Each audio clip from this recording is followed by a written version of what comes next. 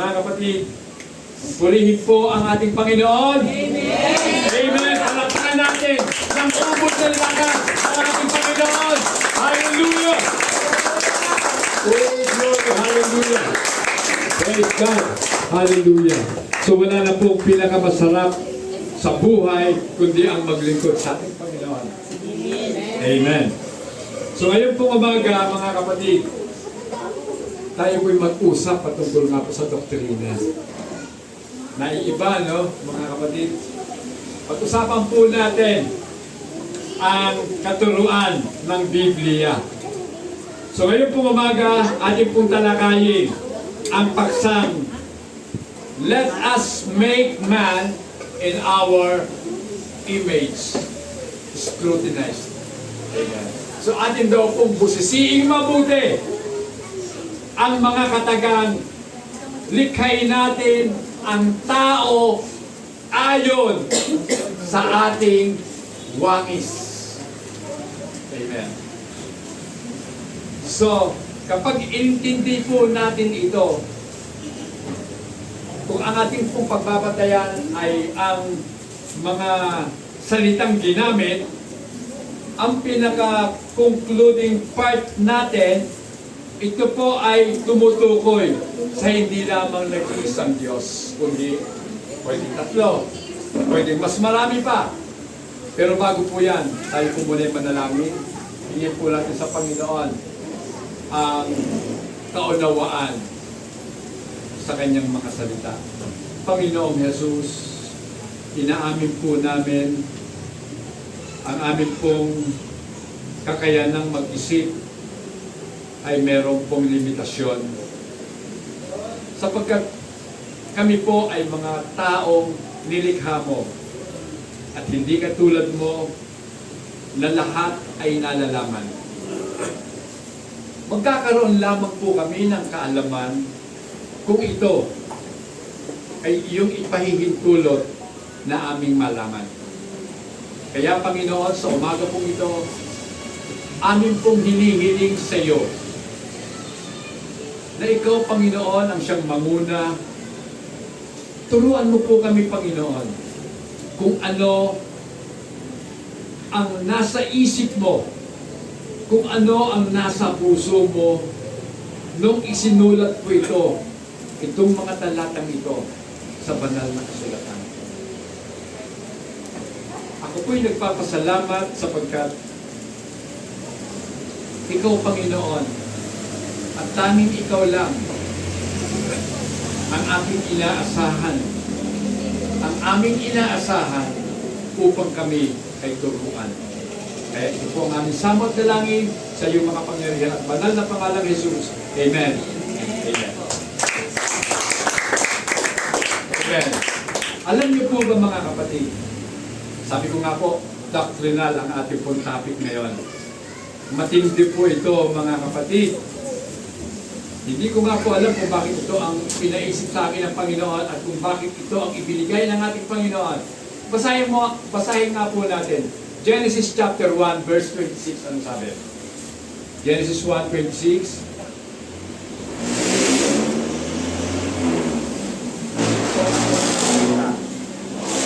Hindi po mahirap hanapin. Hindi po sa Tagalog. At sinabi ng Diyos, dalamin natin ang tao sa ating larawan, ayon sa ating wangis, at magkaroon sila ng kapangyarihan sa mga isda sa dagat, at sa mga ibon sa ikakawid, at sa mga hayop, at sa buong lupa, at sa bawat umuusad na nagsisipusad sa ibabaw ng lupa. Amen. Then God said, sabi dito, let us make man in our image, according to our likeness. Let them have dominion over the fish of the sea, over the birds of the air, and over the cattle, over all the earth, and over every creeping thing that creeps on the earth. Amen. So, yan po ang mapapasa po natin sa unang aklat ng Biblia, ang Genesis. At dito po nakasaad ang paglikha sa tao. At para sa lubusan po natin pagkaunawa sa paksang ito, dadalhin ko po kayo, mga kapatid, sa paniniwala ng mga Hudyo. Kasi yun po talaga ang dapat eh. Ang ating pong magiging batayan ay yung pong paniniwala ng mga Jewish people. Amen.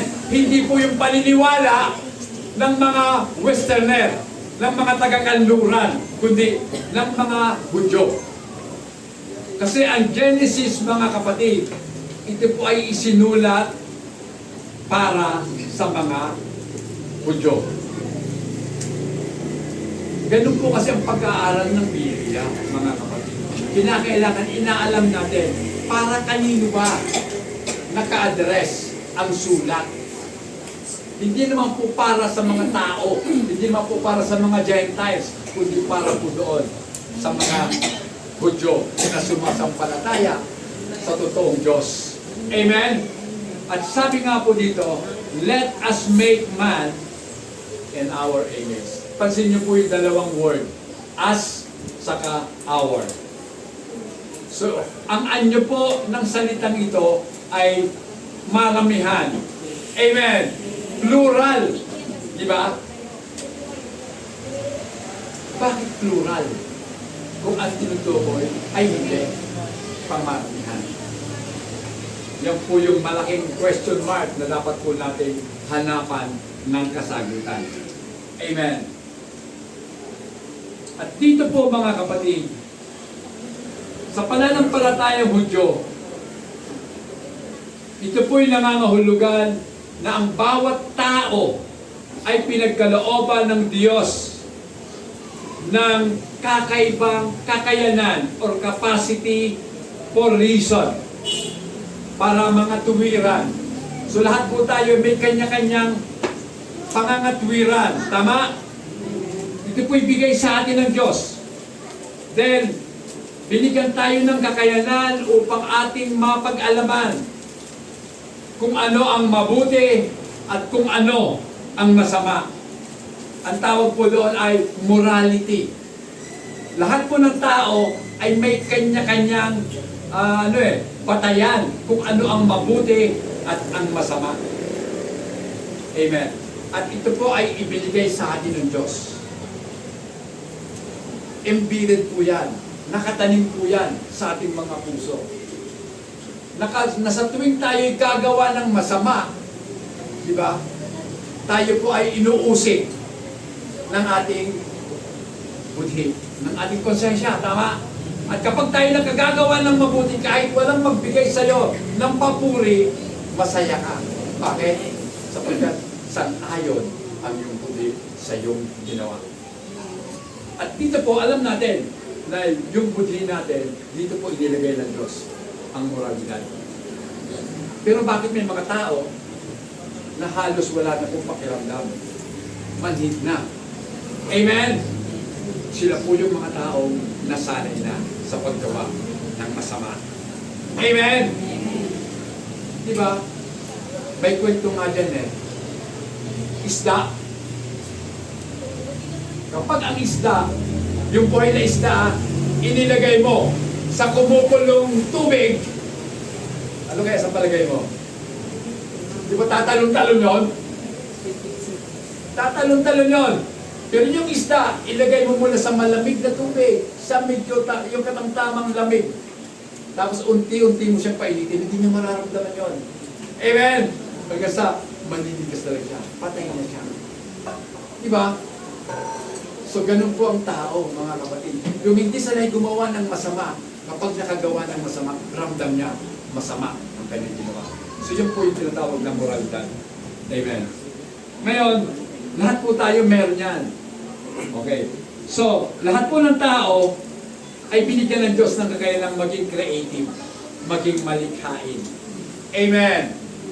Diba? Binigyan tayo ng kakayanan para gumawa o lumikha ng mga bagay. Diba? Hindi Hindi naman create ng Diyos itong pulpito ito. Hindi naman ginawa ng Diyos yung upuan na yan. Sino gumawa niyan? Tao. Diba? Dahil sa isip ng tao, kinakailangan niya umupo. Saan siya uupo kung walang upuan? Kaya gumawa siya ng upuan. Tama? Wala siyang masilungan.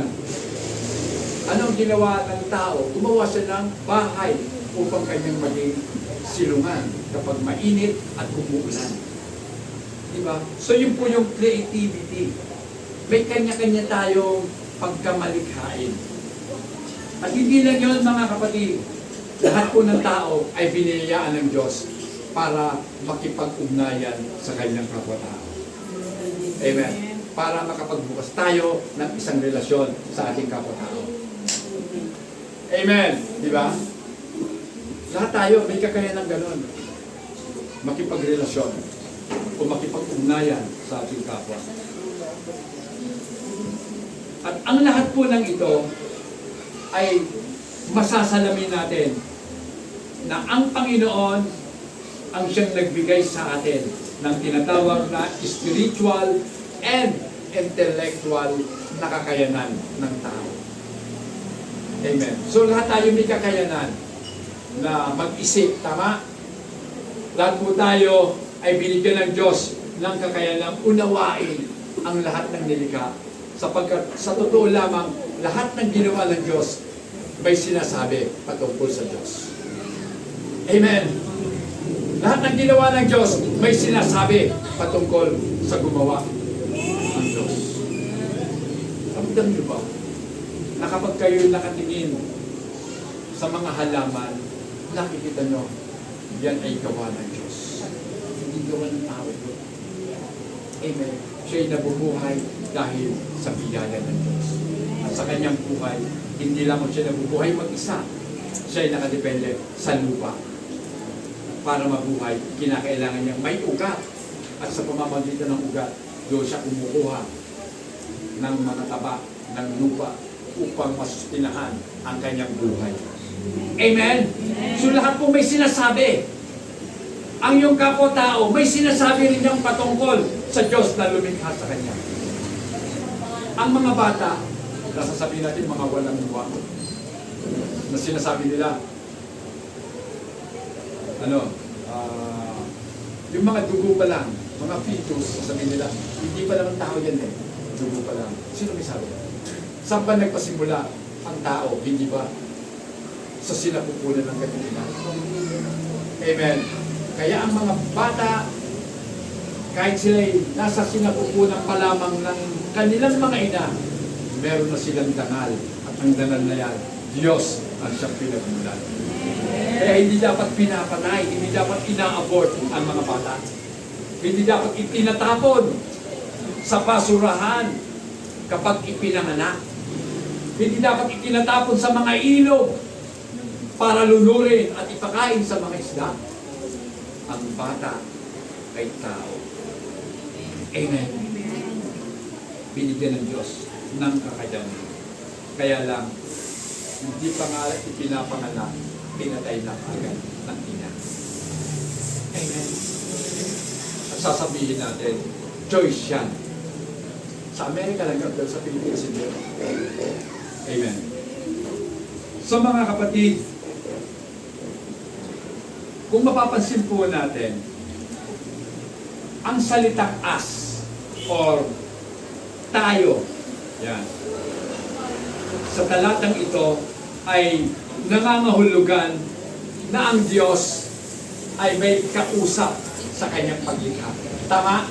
Sabi niya, let us make man, gawin natin ang tao. So may sinasabi siya, natin. Sino yung natin? Yun ang gusto kong malaman nyo. Sino ba yun? Sabi ng mga naniniwala sa Trinity, ang kausap ay yung Ama. Kasi ang Creator, si Jesus, di ba? Tama, siya ang lumikha. Ang kausap daw yung Ama at ang Espiritu. Mali.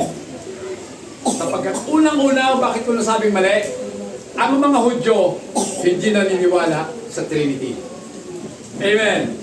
Ang kanilang paniwala, ang Diyos ay iisa. Amen? Isa lang ang Diyos. At yan ang dahilan kung bakit ang mga Hudyo hindi naniniwala sa Kristyanismo. Kasi paano magiging tatlong persona ang nag-iisang Diyos? Ang totoo mga kapatid, kung bakit sinabi kong kinakailangan balikan natin ang pananampalatayang Hudyo. Sapagkat, eto mga kapatid, sa mga Hudyo, alam naman po natin, ang Israel ay nasa gitnang silangan. Middle East, tama? So, Eastern, taga-silanganan po sila. Kapag sila yung nagsalita, hindi katulad ng mga taga-kanluran, hindi katulad ng mga taga-Europa at Amerika. Ang mga taga-silangan, matalinghaga kung mangusap. Amen! Diba? Kahit sa Pilipinas, diba?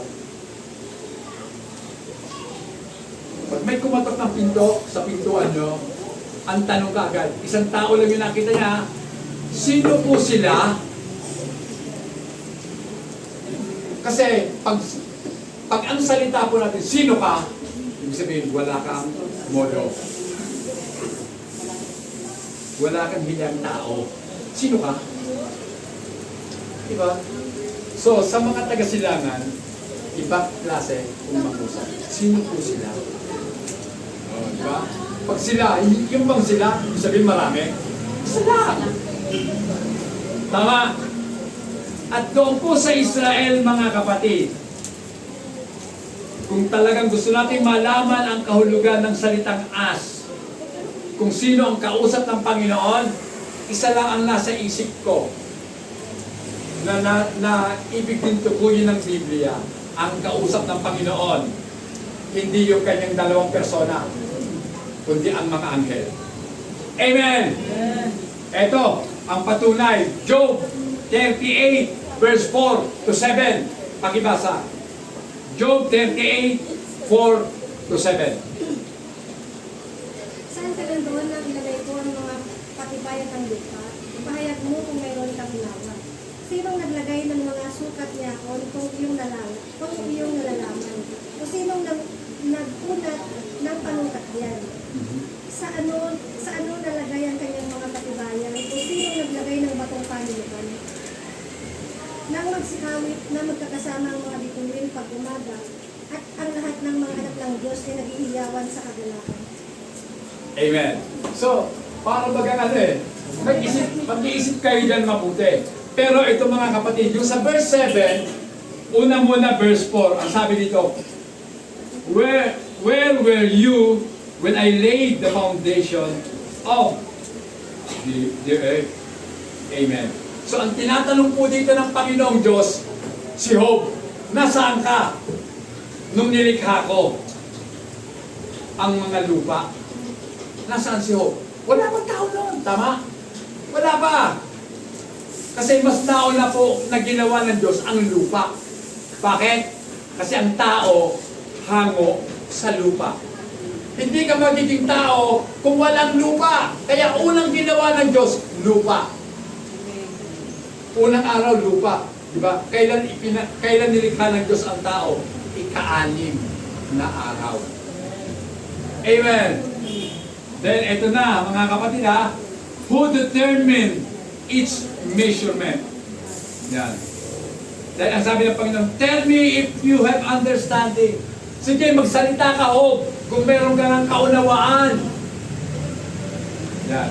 Ang tanong ng Panginoon sa kanya, sino ba ang nagdidetermina ng sukat? Yan. Gaano ba kalayo ang araw sa mundo? Sino ang nagtakda ng layo nila? Kasi kung nagkamali ang Diyos na napalapit ng kahit isang pulgada ang mundo, sa araw, sunog tayong lahat. Di ba? Grabe.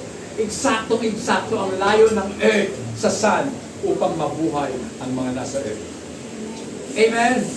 At kung malayo naman ito, patay din tayong lahat. Amen? Sa lamig. Amen? Kaya eksakto lang.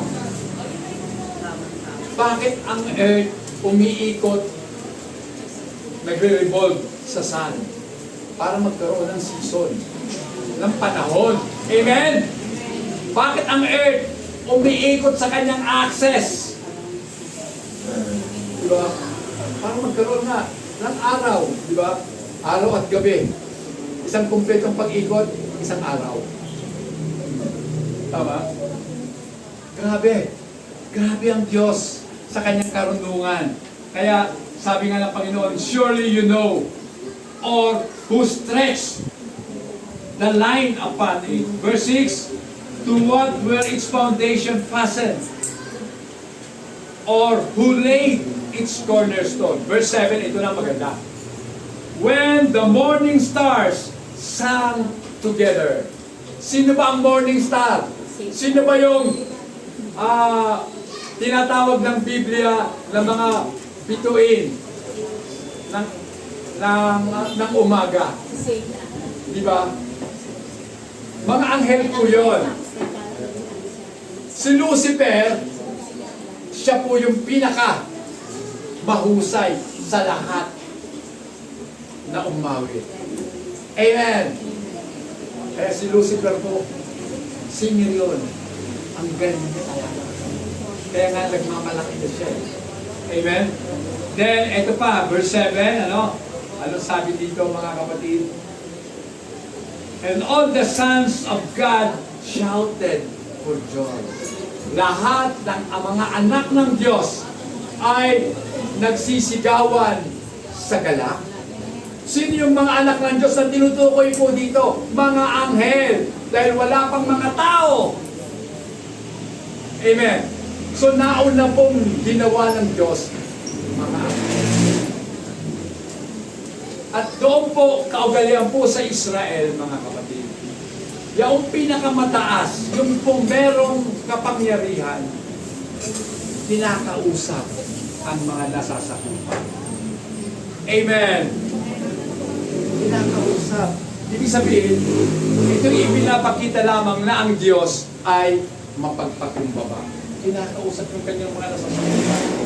Kinakausap yung mga anghel. O sige mga anghel, gagawa tayo ng tao. Gagawin natin sila ayon sa ating larawan. Pag sinabi pong image, pag sinabing larawan, ano bang nasa isip natin? Ito ba yung mga katangian ng tao na hindi nakikita? O yung nakikita na kanyang kaanyuan? Sagot? Mali!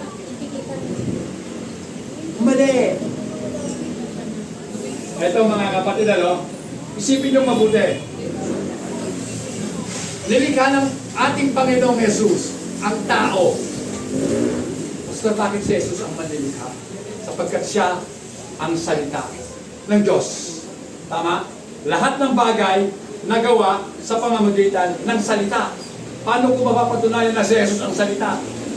John 1, John 1 chapter 1. John chapter 1 verse 1. Ano sabi doon? In the beginning was the Word. And the Word was with God. And the Word was God. Verse 14, ano sabi? And the Word became flesh. Nung siya'y magkatawang tao, ano yun? Nung siya'y nagkatawang tao, nangopya ba siya sa tao? Yan ang tanong ko. Kaya nga, si Jesus po ang prototype ng tao. Ano yung gumaya lang sa atin ng Panginoon? O tayo ang iginaya sa Panginoon? Isip. Di ba? Tayo po ang ginaya sa Panginoon. Kaya nga, let us make man in our image. Mali po yung isipin natin, yun yung mga katangian ng tao, ang tao marunong magmahal. Bakit? Mapipicture mo ba ang pagmamahal? Hindi po mapipicture ang pagmamahal, mga kapatid. Tama ba? Kasi ang totoo lang, mga kapatid, eto tinan ko. Kasi ni-research ko po yan, mga kapatid. Eto po, bago po yan, ito muna.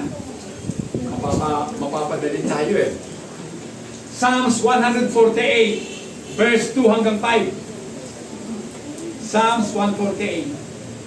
Tingnan natin. Purihin ninyo siya, ninyong lahat niyang mga anghel. Purihin ninyo siya, buong niyang buko. Purihin ninyo siya, araw at buwan. Purihin ninyo siya, ninyong lahat ng mga bituing maliwanag.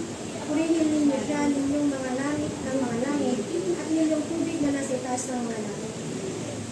Amen. So, ito po yun eh. Praise Him, all His angels. Purihin niyo siya, kayong mga anghel niya.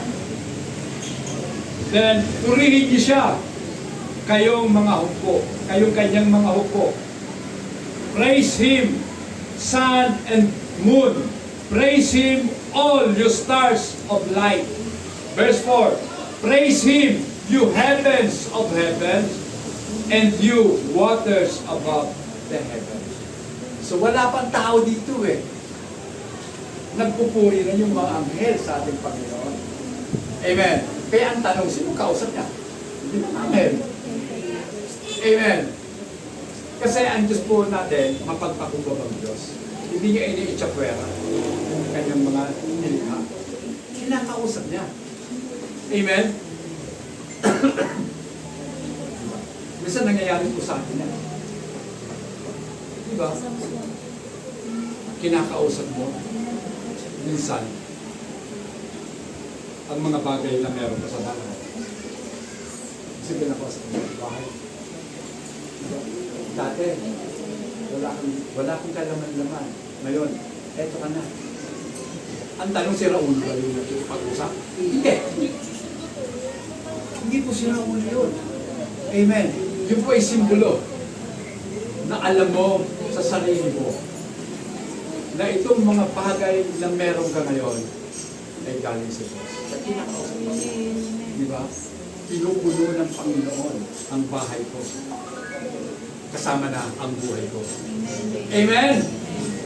So talagang ganun mga kapatid. Ito pa, Sister Kim, pakibasa. Colossians 1:16. Anong sabi? Colossians 1:16. Sapagkat sa Kanya nilalang ang lahat ng mga bagay, sa sankalangitan at sa sankalupaan, na may mga bagay na nakikita at ang mga bagay na di nakikita. Naging mga lukmikan, ang mga pagsabog, ang mga pagulungan, ang mga kapangyarihan, lahat ng mga bagay na nilalang sa pamamagitan niya ay ukol sa Kanya. So, for by Him all things were created. Sabi po dito. Amen. Nasa pamamagitan niya lahat ng bagay ay nalikha. That are in heaven and that are on earth. Silang mga nasa langit at silang mga nasa lupa. Visible or invisible. Nakikita man o hindi nakikita. Lahat nilikha ng ating Panginoong Jesus. Whether thrones or dominions or principalities or powers, all things were created through Him and for Him. Lahat ng bagay ay ginawa para sa Kanya. Amen. Ginawa niya para sa Kanya. Amen. Sino yun? Sino yung Him dito? Si Kristo. Kaya si Kristo po ang lumikha ng lahat ng bagay. Diba? Yung lumikha, kinakausap yung nilikha. Amen. Kaya nga po, mga kapatid, kung ating maiintindihang mabuti, makikita po natin dito ang mga katotohanan. Sa salita po, in our image. Ano ba ang ibig sabihin ng sa ating larawan? Amen. Una, spiritual and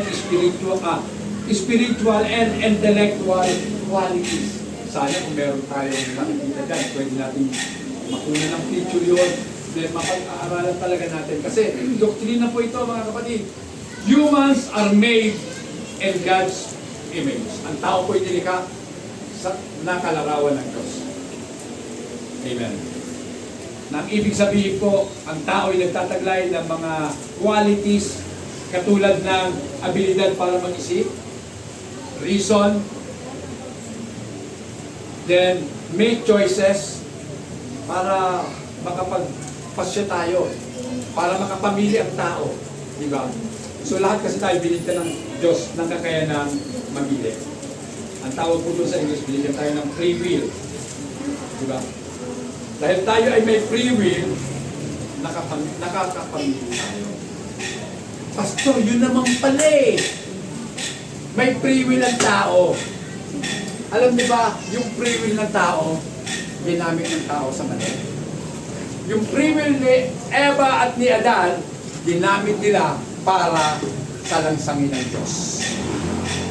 At dahil po dito, lahat ng nanggaling kay Eva at Adan ng mga tao, mananalangsang na sa Diyos. Kaya sabi ng Panginoon sa Genesis, na ang isip ng tao ay pawang kasamaan kailanman. Tama yun. Dahil ang tao ay nagkasala, si Eva at Adan nagkasala, yung choices mo, yung free will mo, nagagamit mo na sa paggawa. Yan po ang patunay ng sinabi ng ating Panginoon, walang naghanap sa Diyos. Wala, kahit isa. Kasi lahat ng tao nagmana ng kasamaan. Hindi ko sinabing nagmana ng kasalanan, kasi ang kasalanan hindi minamana. Yung bunga ng kasalanan, yon ang minamana. Lahat ng tao naging masama. Tama? At dahil naging masama ang tao, nakagagawa na siya ng kasalanan. Kaibigan ko ba? Ngayon, Pastor, kailan ba umiral ang free will? Nung ikaw ay ipinanganak ng muli sa Espiritu. Pinanumbalik ng Panginoon ang iyong kakayanan para sumunod sa Kanya. Amen! Kaya ang mga anak ng Diyos natututunan sumunod sa ating Panginoon. Amen! Kita niyo mga kapatid, hindi ko natutunan yan sa Bible school. Natutunan ko yan.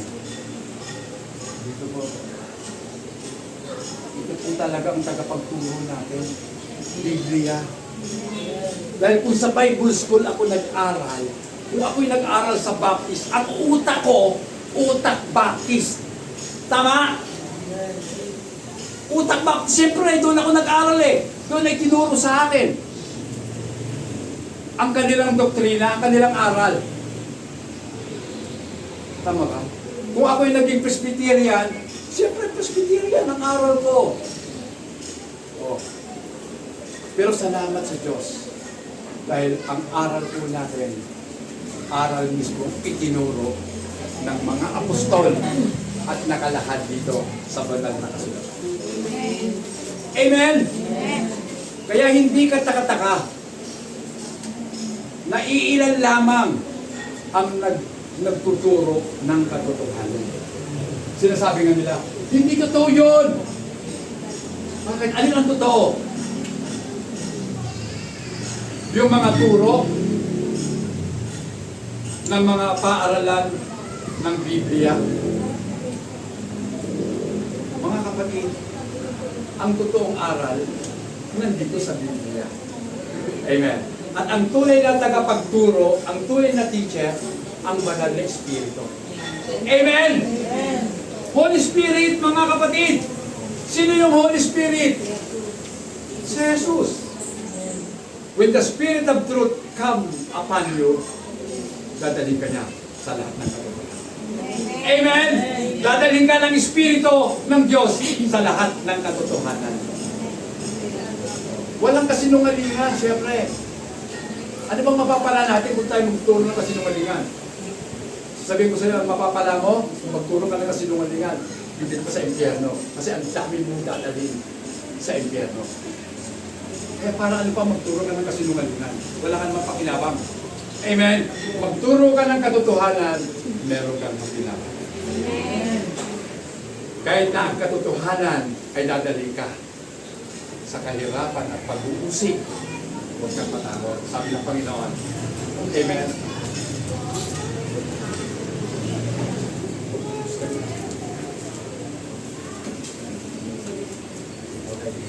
So, mga kapatid, ito po. Sarap sana mag-aral, no? Ay. So, mga kapatid, tayo pong lahat ng mga Kristiyano ay meron pong tinatawag na moral consciousness. Na buhay na pong muli ang ating pong kamalayan patungkol sa moralidad. Amen? Alam na natin kung ano yung mali. Amen? Hindi ko po sinasabi na porkit alam mo kung ano ang mali, hindi ka na makagagawa ng mali. Minsan, makagagawa ka pa rin ng mali. Kasi wala namang perfectong tao. Pero isang bagay lang ang dapat natin itong pasalamat. Alam natin na nagkamali tayo. At once na malaman mong mali ka, anong dapat mong gawin? Humingi tayo ng tawad at magpatama sa ating Panginoon. Amen? Magpaturo tayo sa ating Panginoon. Amen. So, mga kapatid, at bukod po dito, bilang bahagi po ng image ng ating Panginoon, meron tayong kakayanan na mag-engage sa paglikha. Amen? Diba? Wala naman po talagang sasakyan eh. Noong araw, mga tao, naglalakad lang, syempre. Diba siya? Naalala ko tuloy eh. Sa panahon kasi ni Apostol Pablo, may barko na. Sa panahon ni Moises, o sa panahon ni Abraham, mula sa Ur, naglakad siya hanggang Promised Land. Siguro nakasakay sila sa kamelyo kasi may camel na noon. Wala namang kalabaw sa Middle East. Walang buffalo doon. Wala. So, ang mga hayop sa disyerto, kamelyo. Bakit? Magaling talaga ang Panginoon. Diba, lahat ng camel kuha, sa likod niya, naglalaman ko ng tubig. Kaya pwede siya maglakbay ng kahit ilang linggo na walang inom. Dahil may baon siyang tubig sa kanyang katawan. Amen? So, ganun katalino ang Diyos natin. So, ibig sabihin, hindi tayo iniiwan ng Diyos sa ere. Lahat tayo binibigay na ng unawa sa mga bagay. Kasi nung sinabi ng Diyos, sikain natin ang tao natin, ginamit ang salitang natin, na ang tao, buong akala niya, may kinakausap na iba ang Diyos. At ang kausap daw ng Diyos, Diyos din. Grabe, no? So yan po yung bunga ng mga interpretasyon ng mga nag-aral ng Biblia. Diba? Si Arminius, kung bakit merong Arminian, nag-aral. Si Calvin, kung bakit nagkaroon ng Calvinism, ganyan din. Mga interpretasyon lang nila. Kaya nga ang mga Kristiyano nagdidebate dahil sa mga interpretasyon. Pero hayaan po natin na ang mag-interpret mismo ng salita ng Diyos ay ang salita mismo ng Diyos din. Amen. Let the Bible interpret itself. Amen. So, mga kapatid, ito po, para maunawaan po natin kung anong ibig sabihin ng in our image, tingnan po natin. Ang bawat tao, mga kapatid, na ipinanganak sa mundo ito ay meron pong special purpose sa kanyang pagkalikha. Ang layunin kung bakit nilikha ka ng Diyos is to represent God. So, i-represent natin ang Diyos. Saan? Sa mundo. Kinakailangan maipakita natin sa mundo kung sino ang Diyos. Kaya nga sabi ng Panginoon, let your light so shine before men. Hayaan nga ninyo na ang inyong liwanag ay sumikat sa lahat ng mga tao. Kasi, nire-represent natin ang Diyos ng kaliwanagan. Kaya ang buhay natin dito dapat nagliliwanag. Amen? Kaya huwag natin paniwalaan. Sabi, Christian naman ako eh. Ha? Christian ka? Pero bakit ganyan ang buhay mo? Christian ka? Bakit hindi makita si Kristo sa buhay mo? At ang kabaligtaran pa ang nakikita. Ang nakikita sa'yo, yung kaaway ni Kristo. Di ba? Paano masasabing Christian ka? Nalala ko tuloy nung nakatira pa kami sa mundo. May isang babae nagsabi sa akin, Kuya, ako naman ay Christian din. So, Christian ka? Babae yun ha? Bakit umiinom ka? Diba? Hindi nakatibo, mga kapatid. Sige ka po. Kahit sumagot pa siya na si Jesus mismo gumawa ng alak, kaya ko siyang sagutin. Sige nga, kung gumawa si Jesus ng alak, alamin mo nga kung ano yung ginawa na Jesus ng alak. Hindi tubig. Tama? Tubig yun. Pinanalangin ng Panginoon, naging alak. Sige nga, kumuha ka ng isang basong tubig. Pag-pray mo sa Panginoon, Lord, gawin mong alak yan para malasing ako.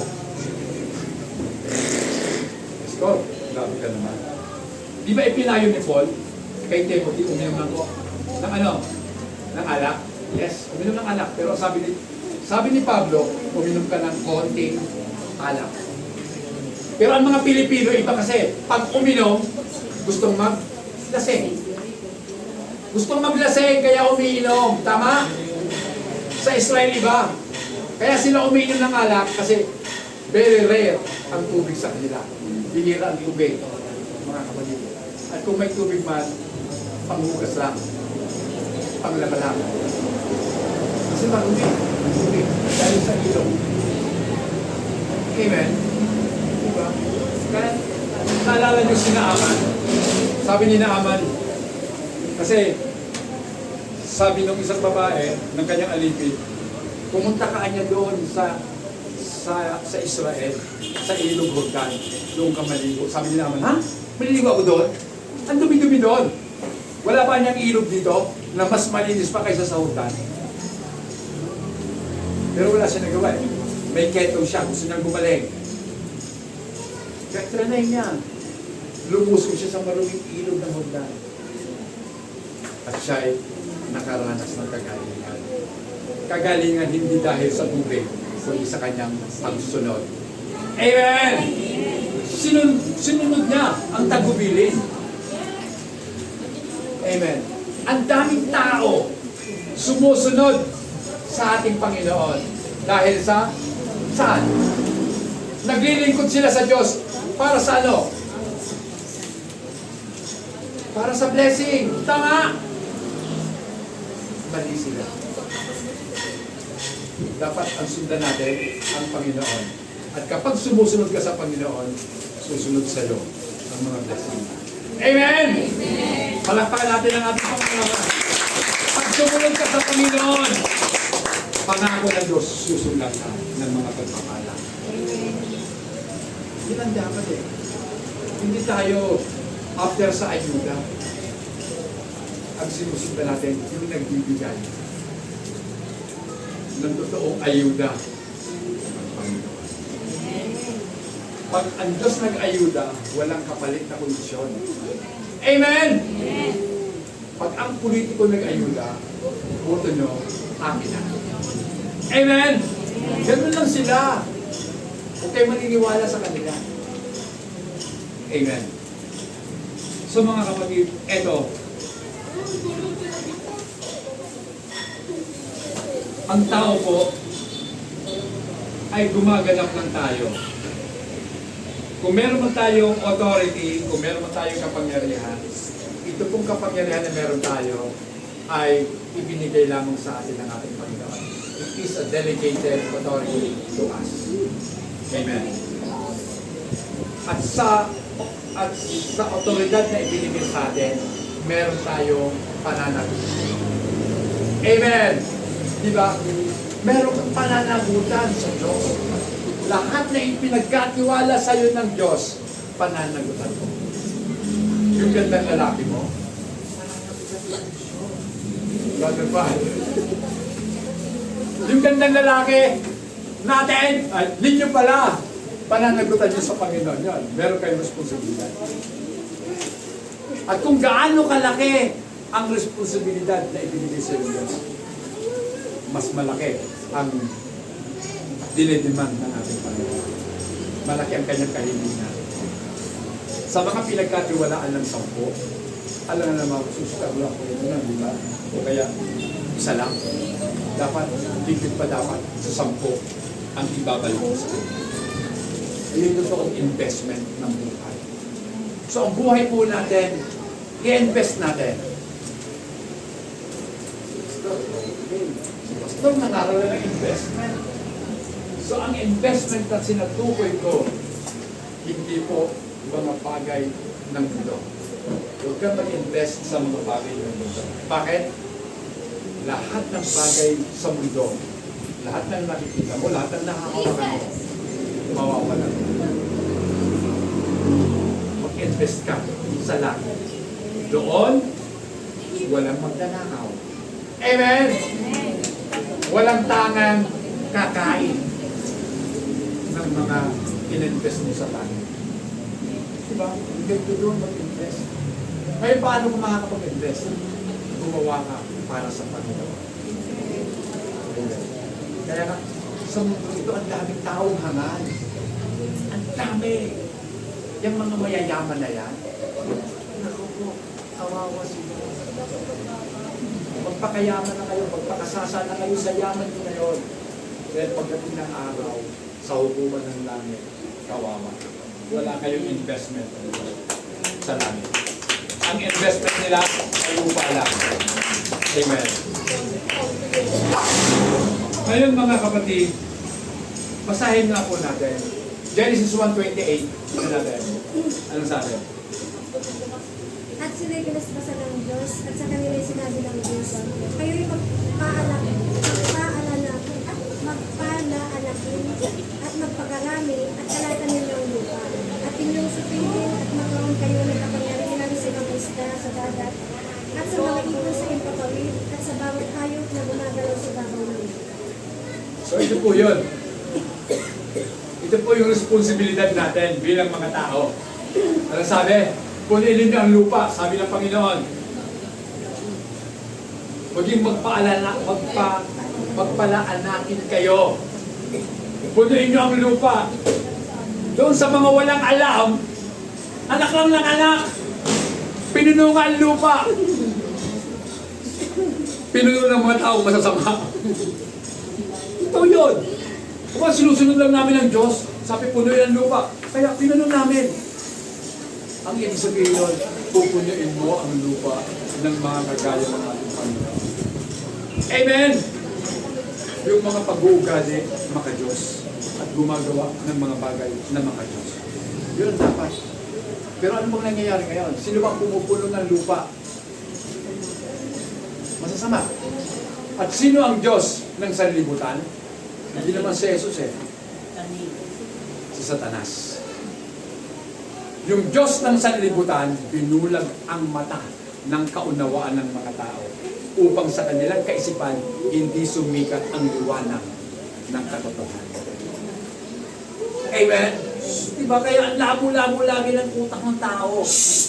At dahil malabo, naglabo-labo na ang buhay niya. Kaya hilo siya. Hindi niya alam kung paano nga ba talaga mabuhay. Simple naman ang sabi ng Panginoon, para mabuhay ka, lumapit ka sa pinagmumulan ng buhay. Amen? Diba? Sino ba yung pinagmumulan ng buhay? Siyempre si Jesus. Sabi ni Jesus, John 14:6, I am the way, the truth, and the life. Siya yung buhay. Kaya doon tayo lalapit sa Diyos. Dahil nasa Kanya ang buhay. Hindi lang buhay ngayon, kundi buhay na walang hanggan. Ibig sabihin na walang hanggan, buhay na walang katapusan. Amen. Sa totoo lang mga kapatid, nakakasawa ang mabuhay sa mundo. Diba? Ang daming hirap ang nararanasan. Sa totoo lang, habang nakataya ko dito, hirap na rin ako. Totoo lang. Mga kapatid, nahihirapan ako. Pero kinakaya. Amen? Dahil ang Diyos ang nagbibigay ng kakayanan. Amen. So, kaya pangako ko sa buhay ko, habang ako'y nabubuhay sa Diyos, maglilingkod. Amen. So, pag-ibasa po, Psalms 8, Psalms chapter 8, verses 5 to 6. Sapagkat iyong ginawa siyang kunting makakalaman sa Diyos, at pinagutulan mo siya ng kalawalatian at karangalan. Iyong pinagkataglay siya ng kapangyarihan sa mga gawa ng iyong mga kamay, iyong inilagay ang lahat ng mga bagay sa ilalim ng kanyang mga kamay. Amen. So, ito po mga kapatid, tingnan nyo mabuti ha. Psalms chapter 8, verse 5. For you have made him a little lower than the angels. Ang tao po ay ginawa ng Diyos mas mababa lang sa mga anghel. Amen. So hindi tayo dapat tumaas pa sa mga anghel. Mas mababa tayo sa mga anghel. Amen. Pero kahit tayo mas mababa sa mga anghel, isinuko ng Diyos ang mga anghel para pangalagaan tayo. Amen. Para gabayan tayo. Hindi niyo ba alam, bawat sa atin ay yung mga nagbabantay ng mga anghel.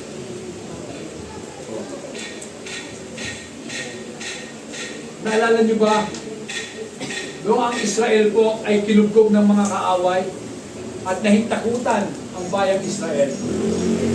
Kung ang sabi ng propeta si Elisha sa kanyang alipin, tumingin ka dun sa dakong silangan. Ano nakita mo? Nakita niya, nakapaligid sa kanila ang mga anghel ng Panginoon para ingatan sila laban sa kaaway na gustong sumako sa kanila. Amen? So mga kapatid, then sa verse 6 po, anong sabi? You have made him to have dominion. Ginawa tayo ng Diyos para magkaroon ng kapangyarihan, mamahala. Amen. So lahat po tayo, manager. Manager tayo. Di ba dapat proud ka? Manager pala ako. Pero Lord, ano bang minamanage ko? Ano bang imamanage ko, Lord? Ano bang meron ako para i-manage ko? Una-una, yung buhay mo, i-manage mo mabuti.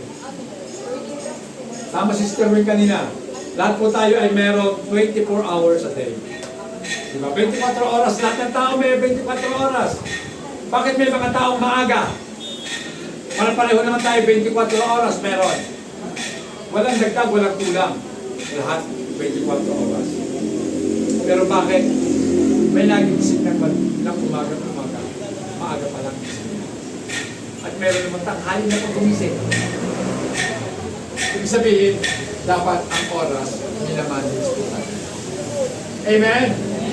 Huwag nating hayaan na ang oras ang mag-manage sa atin. Kundi tayo ang dapat mag-manage sa oras.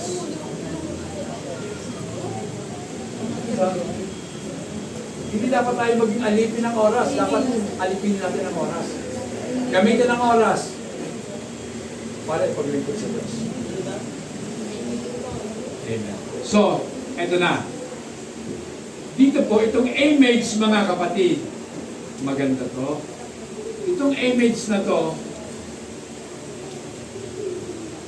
nung araw, nung wala pang cellphone ang tao, ano bang ginagamit natin para makakuha ng image? Camera, di ba? Camera! Gagamit ka muna ng mga, yung maliliit na camera. Yan. May Kodak. May tawag doon eh. Yung camera maliliit. Iba yung SLR. Iba yun eh. Yan. May Polaroid. Iba-ibang kasing klase yun eh. Tapos meron tayong tinatawag na digicam. Nung nauso na yung digital camera. Pero noong araw, ang camera mo na malalaki. Na umuusok talaga. Yung kukuha, tatabunan pa yung ulo niya. Action! Puputok siya. Iilaw na. Tapunan ka na ng camera. Tapos, yung nakuha sa'yo, i-develop yun. So, ang nakukuha doon, image ng tao. Tama? Yung itsura mo, yung imahe mo. Kaya mga kapatid, hindi totoo na kapag sinabing, let us make man in our image, ang pinag-uusapan ng mga attributes, hindi po. Image nga eh, yung nakikita. Yung nakikita. Halimbawa, sinasabi po dito, mga kapatid,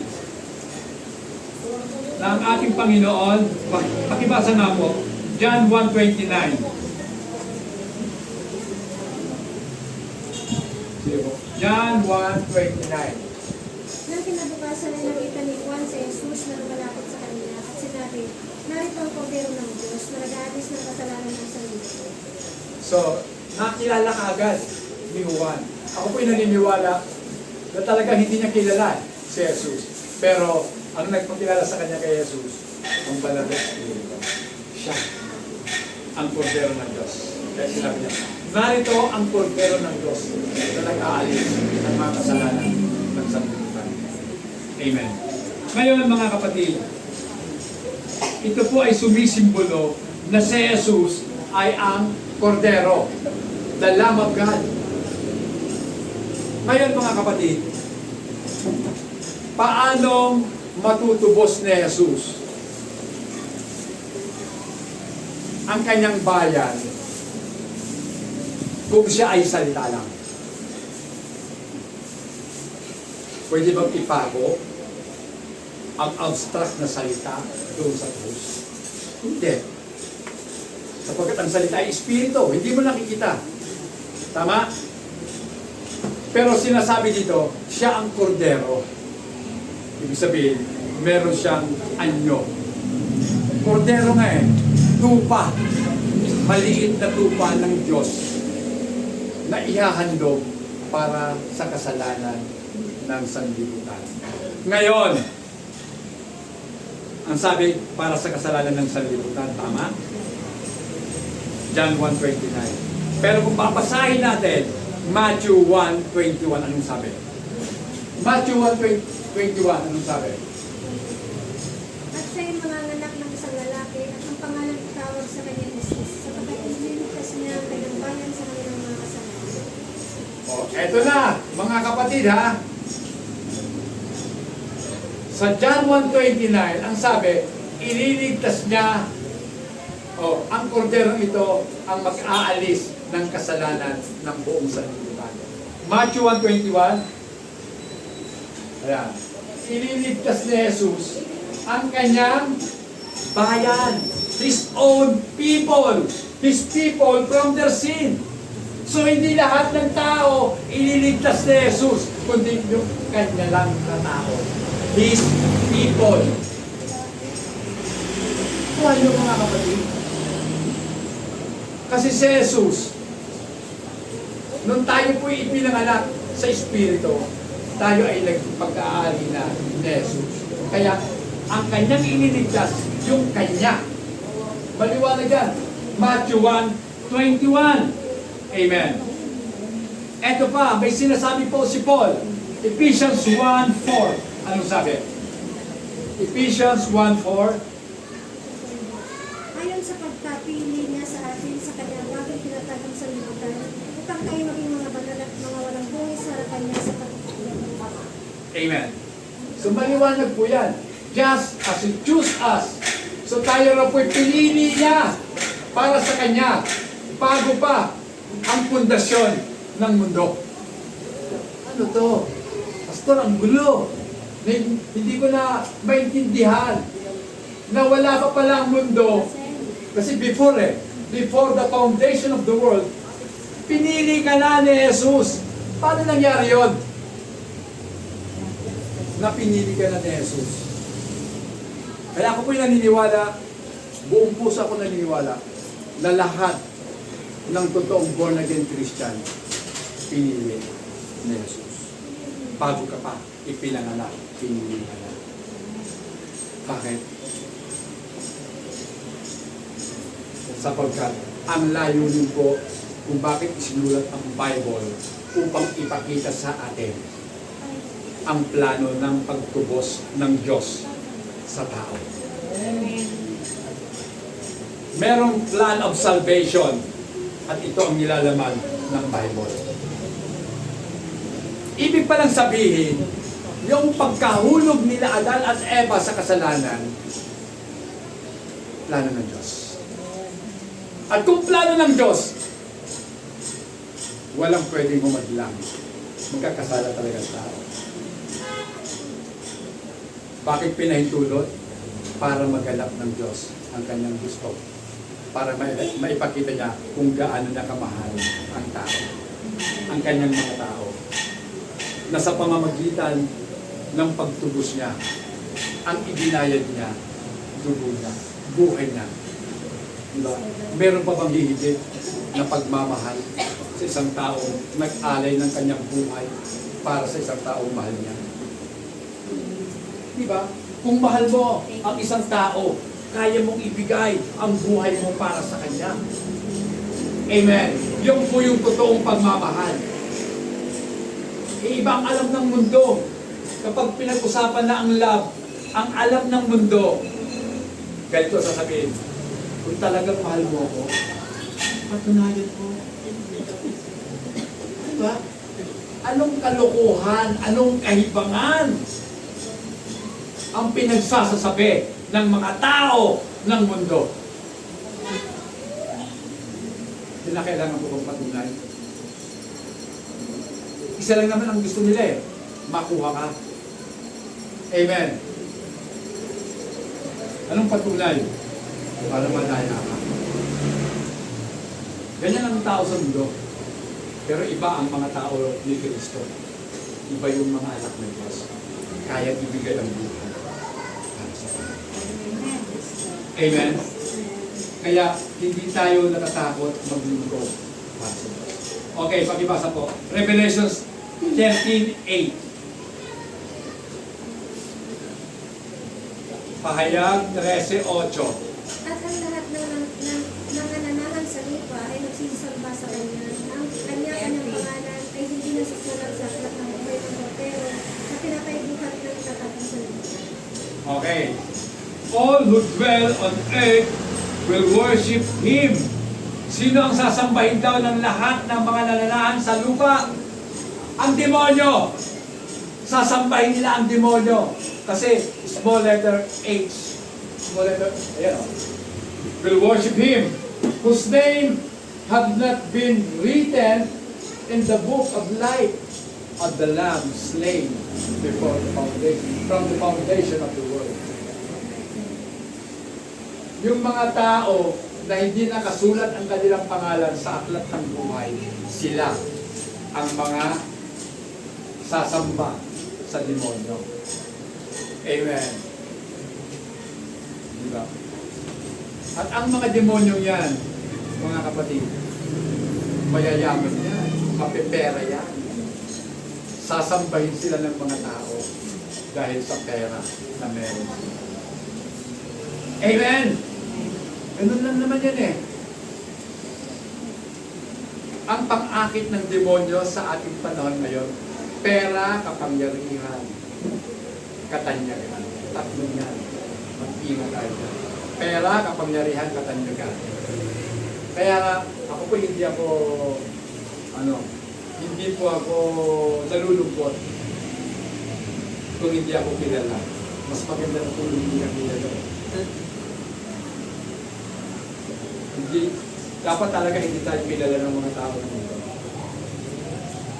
Pero ang katotohanan, kilalang kilala ka ng tatay mo sa langit. Amen! Diba? Hindi ba rin naman hindi makilala sa sanlibutan? Dahil ang katotohanan, gusto lang natin makilala tayo ng ating tatay na nasa langit. Amen. Ngayon mga kapatid, ito po yung tamang interpretasyon ng salitang let us. Pag sinabing let us, hali kayo. Yan. Kayo. Let us. Okay. So, ang pinag-uusapan po dito at ang kausap ng ating Panginoong Diyos ay ang mga anghel niya. A common interpretation is that God is talking to the angels, acknowledging their role in creation and demonstrating His humility and courtesy. So, ang Diyos po ay meron pong magandang kalooban. Amen. Hindi niya iniitsapwera yung mga mas mababa sa Kanya. Amen? Eh tayong mga tao Di ba? Sino bang binibigyan natin ng pagpapahalaga? Di ba yung nakakaangat kaysa sa atin? Ay, upo mo kayo dito. Pag nakita tayo ng marunong sa tao, Brad, pwede ba yung maging mas tabi? Kasi baka may dumating na kagalang-galang na tao. Dito ko sa paupuin sa unahan. Di ba? Pero, bakit? Wala pang kagalang-galang sa atin. Ba't ayaw ninyong umupo sa unahan? Pastor, hindi ako kagalang-galang. Yes, mukha lang. Pero sa Diyos, kagalang-galang ka. Kapag umupo ka sa unahan. Yung mga nasa upuan, hindi ko alam kung bakit. Ay, mga nasa hulihan, hindi ko alam kung bakit. Siguro, pastor naman, wala na kasi lugar dito sa unahan. Kaya kami nasa hulihan na. Kaya nyo, pag meron tayong malaking simbahan. Tayo lahat sa unahan. Sino pagkausap ko na? Pag ito na aircon na, tiyak yung mag-uunahan. Kasi, pag ikay dumating na huli, sa labas ka na. Basta mainit. Kaya nga, agahan mo para sa unahan ka. Kasi ang aircon nandito sa unahan. Para ikaw kaagad ang sasalo ng lamig. Oh. Diba? Sa likod, Sister Jenny, mainit na. Kaya, dito tayo sa harapan. Okay lang, naintindihan ko. Wala nang upuan dito. Okay. So, angels sang together and shouted Jesus as the sole creator. Okay. So, tingnan natin. Nung sinabi pa ng Diyos, likhain natin ang tao. Ang tanong, sino mo talaga ang lumikha? Sila ba? O ang Diyos lang? Okay. Genesis 1:27. Tingnan nyo mabuti. Genesis 1:27, ano sabi? At nilalang ng Diyos ang tao ayon sa kanyang sariling larawan. Ayon sa larawan ng Diyos, siya nilalang niya sila na lalaki at babae. Okay. 27 po. 1:27. Okay. Nilalang ng Diyos ang tao. Sino lumalang? Ang Diyos. Siya lang ang lumalang. Yung mga anghel, ano ang role ng mga anghel sa paglalang? Sila yung mga saksi. Di ba? Sabi nga, nag-aaway lang sila, masaya sila. Dahil nilikha ng Diyos ang tao ayon sa wangis niya. Sa wangis nila. Di ba? Pastor, ang mga anghel pala parang tao din. Alalahanin ninyo. Si Abraham, binisita ng 3 anghel. Ano yon? May mga pakpak pa yun? Wala! Naglalakad, sabi. Naglalakad yung mga anghel. 3 anghel yun. Kaya sabi nila, Trinity, Pastor. Trinity talaga. Kasi yun doon, Father, Son, Holy Spirit. Grabe kayo. Anghel yun, binigyan nyo na kagad ng ibang kahulugan. Kasi ang Trinity, hindi nyo mapapaniwala ang mga Hudyo sa Trinity. Walang Trinity sa kanila. Amen. So naniniwala sila, isa lang ang Diyos. Diba? Deuteronomy 6:4, ano sabi? Deuteronomy 6:4. Tingin mo, O Israel, ng Panginoon natin Diyos ay isang Panginoon. Okay, di ba?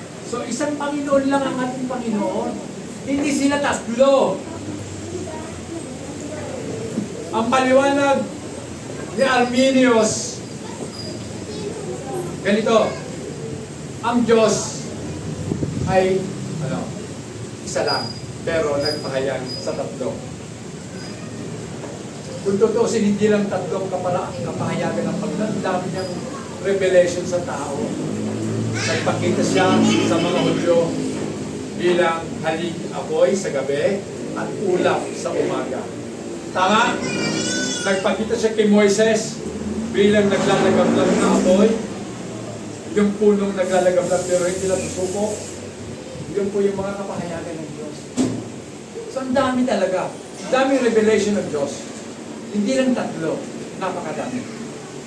Mga kapatid, ang lahat ng ito, iisa lang po ang uuwian. Amen.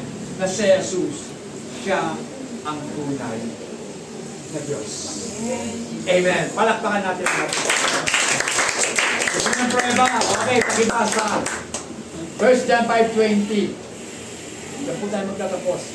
Unang Juan 5:20. 20. At nalalaman natin na naparito ang anak ng Diyos at tayo binigyan ng pag-unawa upang ating makilala siya na totoo at tayo na sa kanya natutukoy. Sa makatuwid ay sa kanyang anak na si Kristo, ito ang tunay na Diyos at ang buhay na walang hanggan. Kung si Jesus ang tunay na Diyos, sino yung Ama? Huwag natin sabihin hindi siya tunay. Kung si Jesus ang tunay na Diyos, paano yung Ama? Paano yung Holy Spirit? Hindi ba sila Diyos? Mga kapatid, ito yun eh. Ang pangalang Ama, hindi talaga proper name. Hindi siya ang pangalan ng Diyos. Ang pangalan talaga ng Diyos, kung gusto nyo malaman, sa lumang tipan, nagpakilala siya si Yahweh. Pero sa panahon natin ngayon, na tayo ay nasa ilalim ng biyaya at tayo'y iniligtas ng Panginoon, ang kanyang pangalang ipinakilala sa tao upang ang tao ay maligtas, pangalang Jesus. Sapagkat ang meaning ng pangalang Jesus, siya ang tagapagligtas ng kanyang pangalan. Amen. Palakpakan natin ang Panginoon. Ngayon tayo lahat.